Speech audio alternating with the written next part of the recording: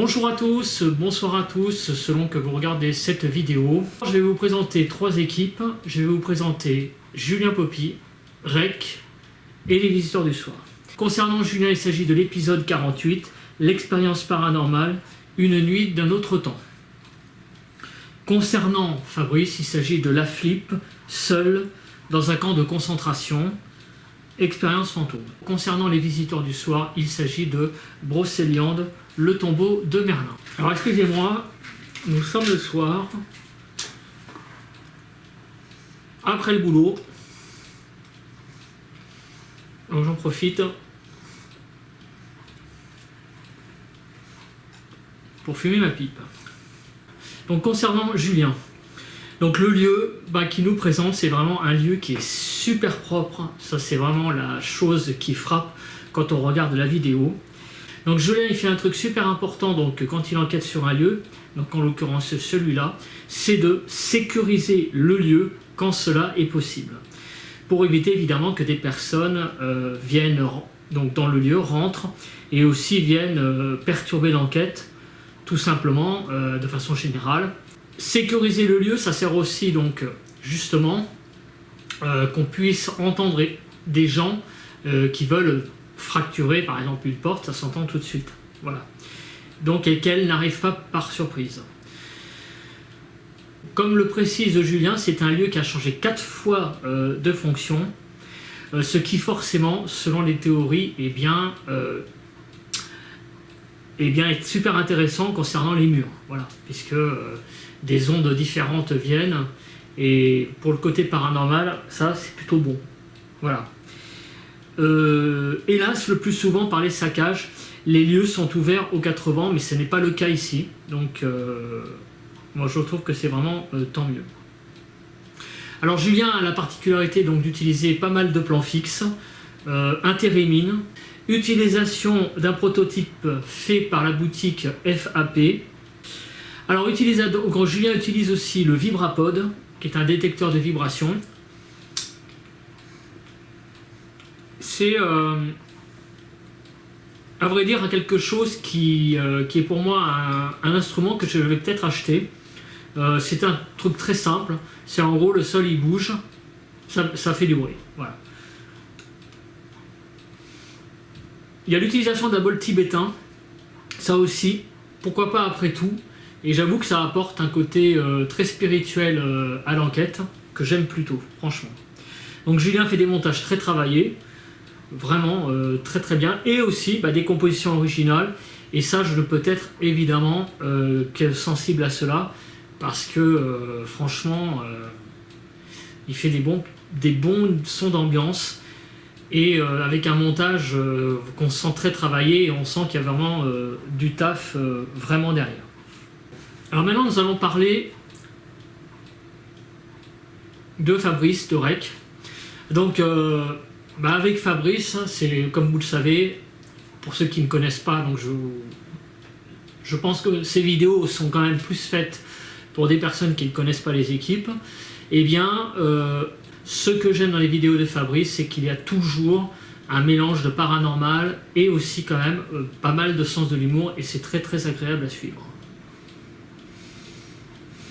Alors le lieu que nous présente Fabrice est super flippant, franchement, et glauque et en pleine forêt. Donc ce sont des ruines qui datent de la Seconde Guerre mondiale, où il y avait donc un camp nazi.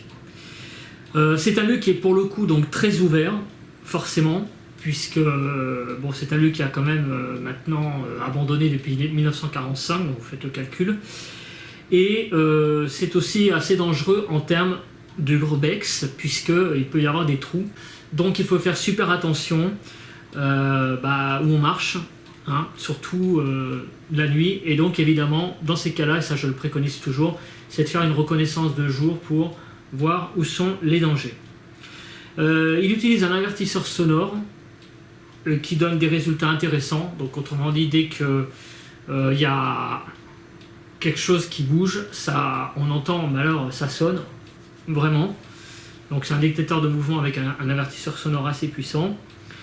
Donc il y a l'utilisation de plans drone dans les épisodes de Fabrice, je trouve ça très bien.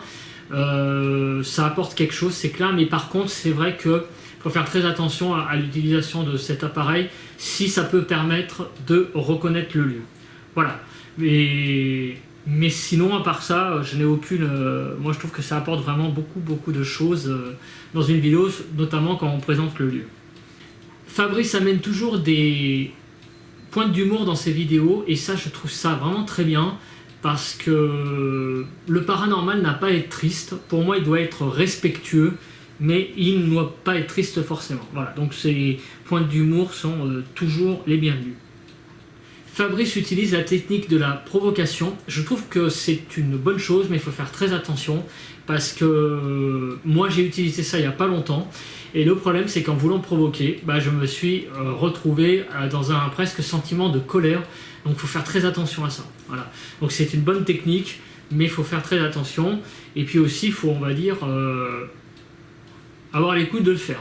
Voilà, parce que évidemment, si on croit aux esprits, il faut supposer qu'un esprit va vous répondre derrière.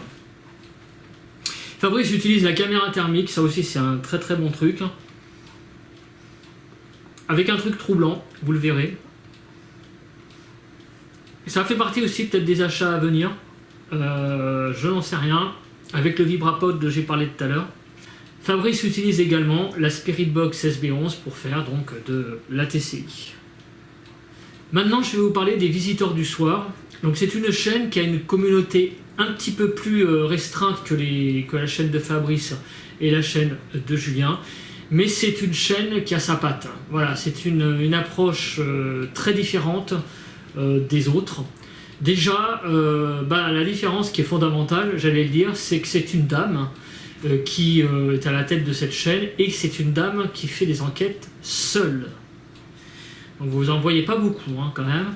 Donc même si c'est pas des lieux toujours très, on va dire, c'est pas le sanatorium d'un cours, ou c'est pas des gros lieux comme on peut en voir sur des autres enquêtes, c'est quand même par moment aller en forêt seul, par exemple. J'en connais pas beaucoup, même moi-même, vous savez, aller en forêt seul la nuit, il faut avoir quand même, pardonnez-moi de l'expression, concernant une femme, il faut avoir les couilles. Voilà, donc en l'occurrence ici, il s'agit de la forêt de Brocéliande, donc en plus, qui est chargée de légendes, donc faire ça seul, je trouve ça vraiment très courageux de sa part. Donc c'est vraiment, comme approche, une ambiance très nature. Et ça, c'est ce que j'aime bien.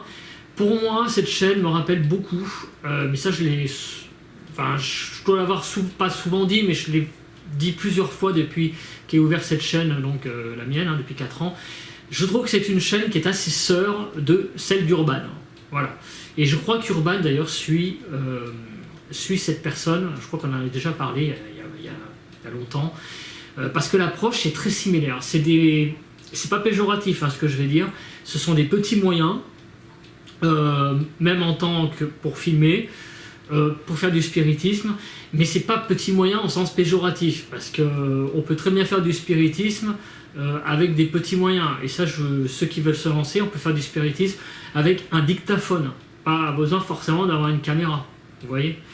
Donc c'est une ambiance très spirit, une approche pour moi qui est très spirit, avec peu de matériel, vraiment ça change beaucoup de toute l'artillerie qu'on peut sortir, donc des plans fixes, tout ça, c'est une autre approche totale, c'est une caméra, et voilà. Et il y a quelque chose de très bien dans cette enquête, c'est l'utilisation de l'eau comme générateur de PVE. Voilà, donc ça c'est un truc qui est vraiment très bien. À un moment donné, elle se met près d'un ruisseau, une espèce de torrent ruisseau, et elle interpelle les entités avec ça. Et ça, c'est une approche tout à fait spirit. On y croit, on n'y croit pas, c'est pas le problème.